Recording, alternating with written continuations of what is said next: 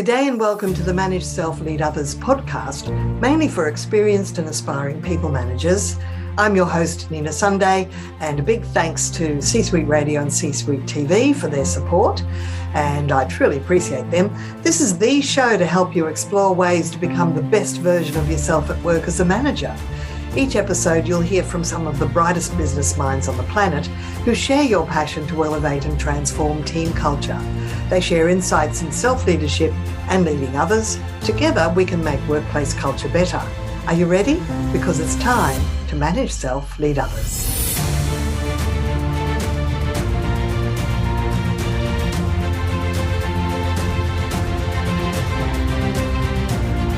Avish Parashar fell so much in love with improvisational theatre or comedy on the spot, while studying for his Bachelor Degree in Computer Science at University of Pennsylvania, that after graduating, apart from working as a computer programmer in Chase Manhattan Bank for a time, he formed Polywumpus Improv Comedy, performing around Philadelphia for years.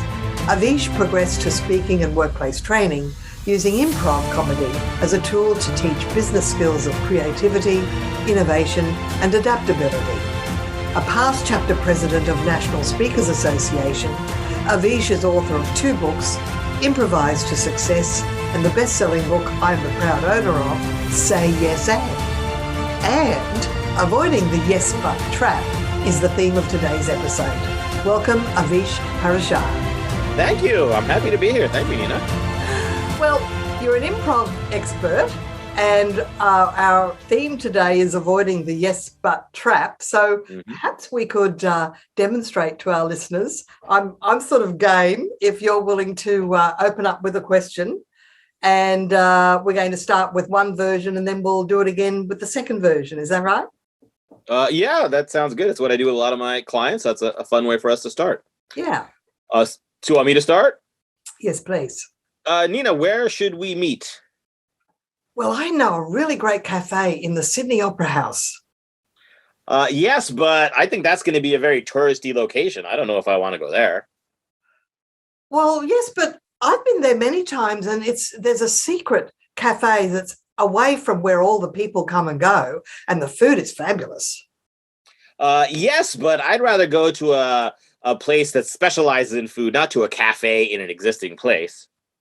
Oh, yes, but I don't think you understand that it's because people that go to opera like really good food. They call this the Mozart Cafe, and it's really good food.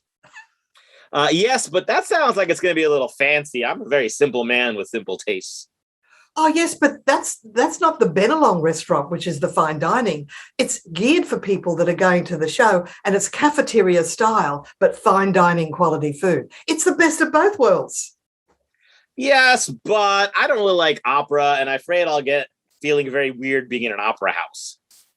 Oh, I thought you might like the Sydney Opera House. Oh, well, I'll think of someplace else. You can see how the person who's making all the suggestions and being met with yes, but just kind of the air deflates out of their balloon really slowly, and then eventually they've got an empty balloon.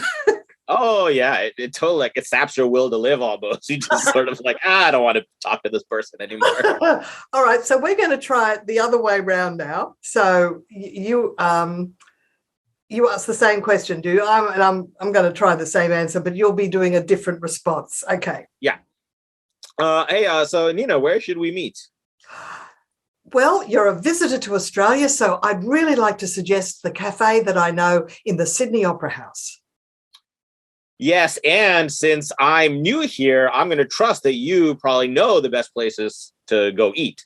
Oh, believe me, I go there to eat even if I'm not going to a show at the Sydney Opera House. It's really good.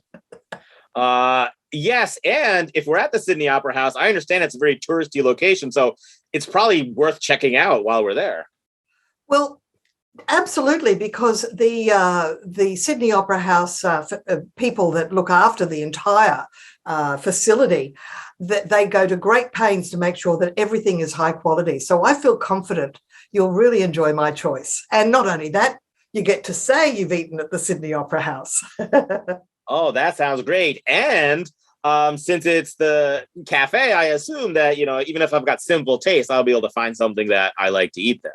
Oh, yes, I'm not taking you to the fine dining place. I'm taking you to the place that it's cafeteria style. It's really quality food. There's something for everybody. Look, there's even roast chicken if you just want roast chicken, and there's even pizza slices, but there's other really good things that I will probably choose. Well, that sounds great, and I am ready to go. That's great. I think we're going to both be happy.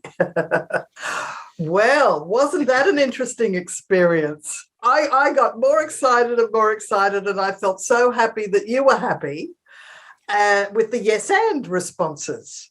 Well, it's amazing. We're virtual, so I'm nowhere near the Sydney Opera House right now. But even though we're having a fake conversation, it does feel like the energy just feels different. Even though it's not a real lunch we're setting up, it still feels different. That's right.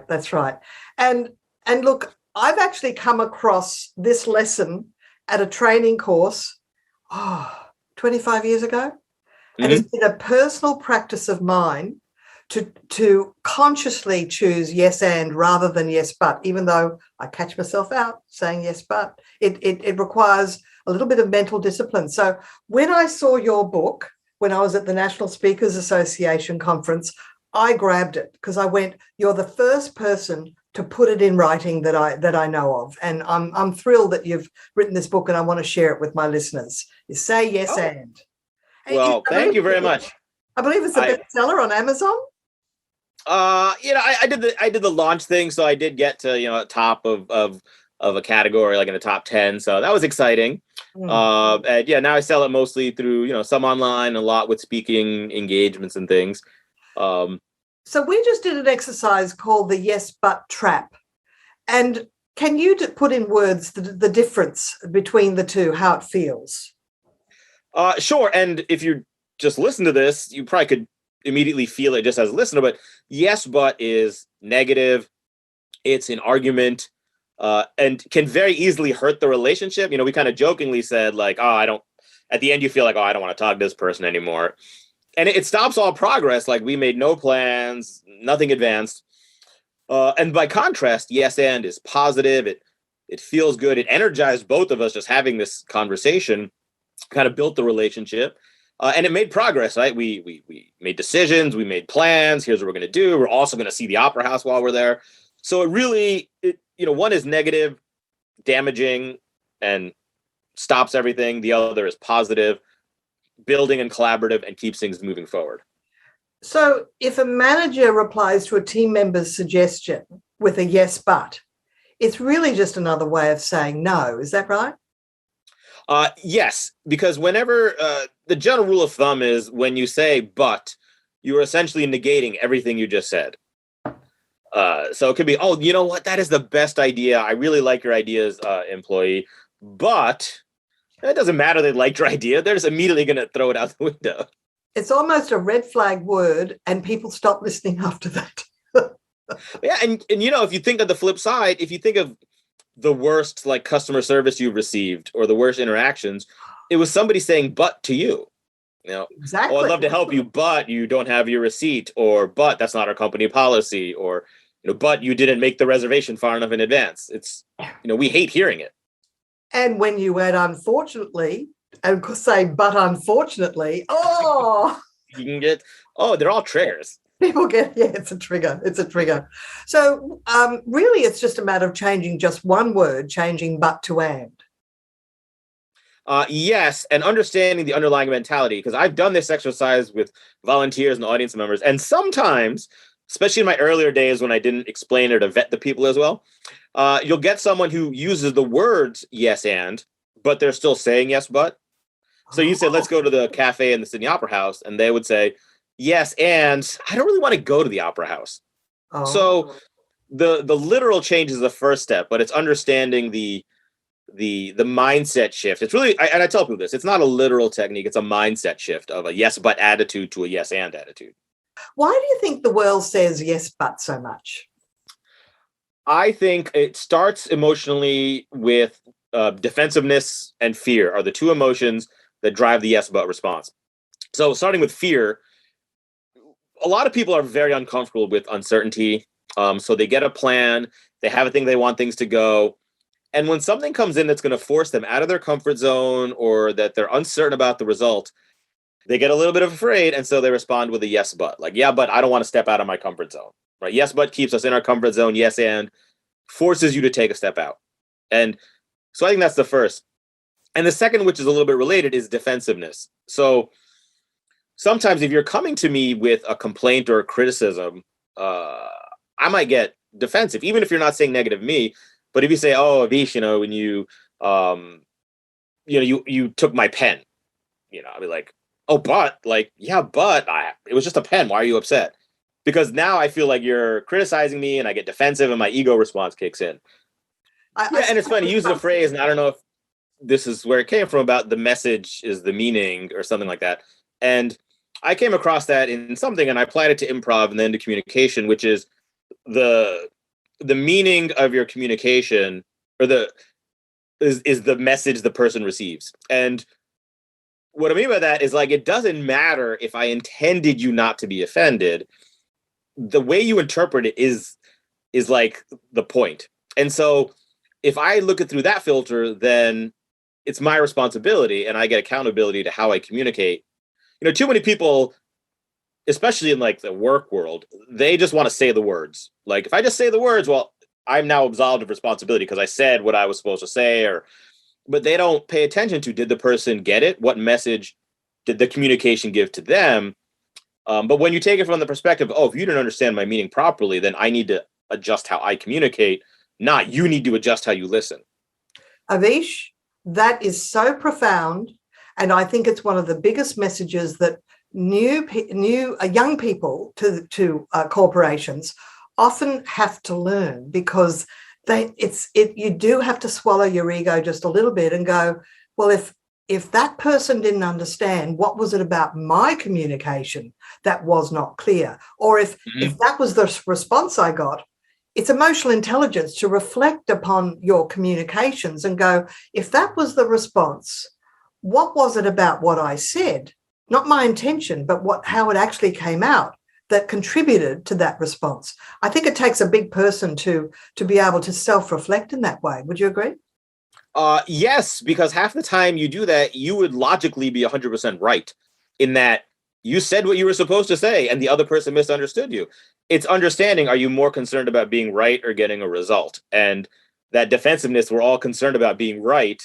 And it's like, yeah, but if you go through this filter, it will make your life easier. It'll make your team stronger. It'll make your employees better.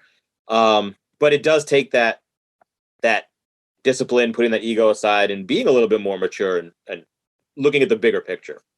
One of my favorite lessons in life as a manager really is to understand that you can modify your choice of words to get a better response. And so this is what I call intentional language, where you don't just blurt out the first thing that comes into your head. You really think about how you frame it, how you say it, and the nuances of the words that you choose to say. Your thoughts around that? Yes, I think that's important. And I think what's equally important is the idea of, in improv, we call this, I don't have an exact phrase for it, but I call it act, analyze, adjust. And so, which is that you take that action, which maybe it's you think through the words, like you said, and then you communicate, but you don't stay on that fixed path of this is how I was going to communicate this message. Rather, you communicate and then you see the feedback you're getting with how you're communicating. Is the person receiving the message? If not, you adjust and then you slightly tweak your tone or your words. Because, whenever we come up with an idea in our heads, like, let me think through what I should say, that's the great first step. But, there's a saying, Mike Tyson said, everyone has a plan until they get punched in the mouth. So, you have your plan in your head, but the minute you open your mouth, one thing I've been saying when I do communication workshops is you don't have a communication problem. What you have is an unexpected response problem. Yes. So your communication is that life would be easy if everyone always responded to you in the way you expected them to. If you craft this message in your head, like, let me give feedback to this person, and in your head, here's how I'll say it, and here's how they'll hopefully take it. But we all know 80% of the time they don't respond in that positive way. They're like, they take something the wrong way, or they bring up something you didn't know. And it's how that's where the whole improv thing, it's not a communication problem. It's an unexpected response problem. And that ability to gauge and adapt to the feedback as it's coming, I think is what makes someone a great communicator. So that would suggest that it takes judgment, a judgment call to work out, do I send an email saying everything, or do I pick up the phone and start the conversation and see what response I get so that I can actually adjust my response based on what I'm getting back? Your thoughts around that? I agree. And again, it also comes to getting out of your own head and paying attention to the other person. Does the other person prefer the written communication or phone communication? Because some people, like, I would much rather go via email, because then I like you said, the thinking, right? I have time to respond and think through my response. Versus, like, someone gets called, they might get defensive right away. But some people just, they filter the world through negative intention. So if you send them an email, and their mind will automatically start reading in negative tones in the email, like they're going to add their own baggage. So just knowing who you're communicating with, like, would the phone be better for this? And too often people, I just think of their own communication. Like, there's a general rule: if your email is going to be longer than 2 paragraphs, just walk down the hall or just pick up the phone. And I'm like, that's dumb. I hope that's not advice you get, but that's dumb, because that takes individuality and personality out of it. Like, it just having a blanket rule, like any communication is going to be longer than a couple paragraphs, should not be in an email. I'm like, well, I think it's sometimes being able to write a long email where you can formulate their thoughts, your thoughts, they can read it and respond, is incredibly useful. You know what I do with long emails, and when I'm giving advice on communication, I say just number the paragraphs when you're changing the topic, so that at least they can see it's a number of points, not just one big sea of words about one thing. So it helps to understand. They can pace their reading, if you know what I mean. Look, I do want to talk to you about the lessons of improv and how it applies to the business world, but I have one more question about yes and yes but. How can you use but in a positive way? Well, I think the most positive way of using yes but, or using but, is to use no but, is actually much more effective than yes but. So no but is if someone comes to you with something you can't or don't want to do, instead of saying, yeah, but I'm not interested, you say, no, I can't do that, but here's what I can do. Or no, but here's another option you may consider. Absolutely. That is the best advice. But the especially in customer service, it's like sometimes operators are given an unreasonable request. And if they can just say, I can't do this, but what I can do is, but what I can do is that wonderful phrase. So that's really good advice. So you've also written the book Improvise to Success, and it's about improv and applying it to business. So what are some of the rules of improv, which is spontaneous comedy, which you had a lot of experience in your university days, is that right? I started there and then I kept doing it. So it's been almost 30 years that I've been performing and studying and teaching improv comedy. Fantastic. What are some of the rules of improv that can have a lesson for business? All right. So there's the couple we talked about. One was the act, analyze, adjust. And that's just this idea of step by step, the yes and versus yes but. One of the main ones I talk about is the improviser's mindset, which what I found, because I ran an improv group for years and we had auditions. And what I found is what separated people who are good at improv from bad at improv was not the level of skill or experience, but rather the mindset. And we would have people come into audition for us who had no improv experience, and some with no performing experience, but they had the right attitude and they picked it up and got very good very fast. And then we had others who they had taken classes and experience, but they didn't have the right mindset. And it was always a struggle for them to learn new things, and they kind of plateaued in their abilities. And I found that this mindset that will lead someone to do great improv was actually the same mindset that lets people respond to change and think quickly and be more effective off stage. So in improv, I sum these up in 3 Fs, 3 words that start with F, and they are fun, failure, and focus. So have fun, be willing to fail, and focus on what you can control and let go of the rest. When someone does those 3 things on an improv stage, the improv just almost takes care of itself. And in the business world, to me, these are the number one, the qualities I would look for in an employee. And have fun doesn't mean goofing off. It just means that positive energy that opens up creativity. Being willing to fail doesn't mean minimizing the risks of failure. It just means understanding that the fear of failure is going to do nothing but paralyze you. And focusing on what you can control, which is what can I do right here, right now, not let me obsess about what this other person's thinking or what might happen in the future. Those lead to a great culture, they lead to a strong team, and they lead to great employee performance. That's really excellent advice. And how can a manager apply the rules of improv? If they read your book, would it give them some insight in how they could apply those rules within their team? Yes. So Improvise Success. Now, admittedly, that was written a little while ago. So it might have a little bit that was written, honestly, as a little bit more direct for how you can apply the principles of improv more. It's less about how a manager can take those ideas and apply them. But it's not that hard, because if you look at the things I'm telling you to do as a manager, all you need to do is look at those things and say, well, how can I help my employees do this? And kind of, a lot of it's just communication and opening people's eyes to it. I think as a manager,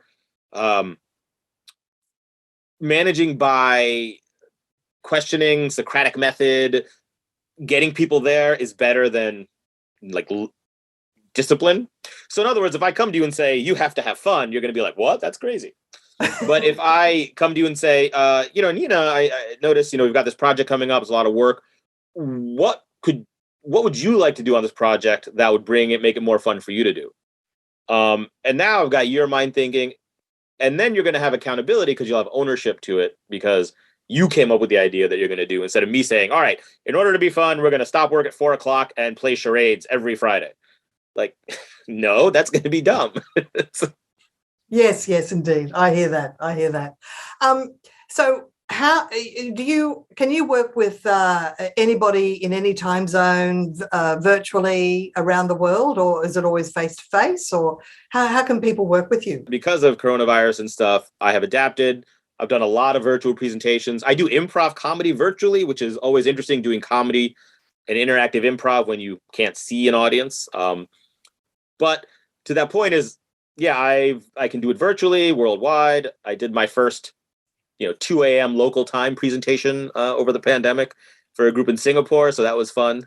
Oh, great. Yes. So anybody anywhere can really get in touch with you with a view to delivering at their conference or working with their team. Exactly. Conference, company meeting, retreat, whatever you've got going on. If you want to bring in some humor, some energy, and some ideas around adaptability and saying yes and I can definitely do that. Well, it sounds like you've got a really smart approach and a unique approach to fostering innovation and capability and change. So it's been a real pleasure speaking with you, Avish, and people can find you at your website, avishparashar.com. Is that right? That's it. Thank you very much. Thanks so much, Avish, and good luck with everything. Lovely speaking. Thank you, Nina. I appreciate it. This episode, we've been speaking with Avish Parashar on the Manage Self Lead Others podcast for experienced and aspiring people managers. I'm your host, Nina Sunday. Thanks for listening. Until next time, ciao for now.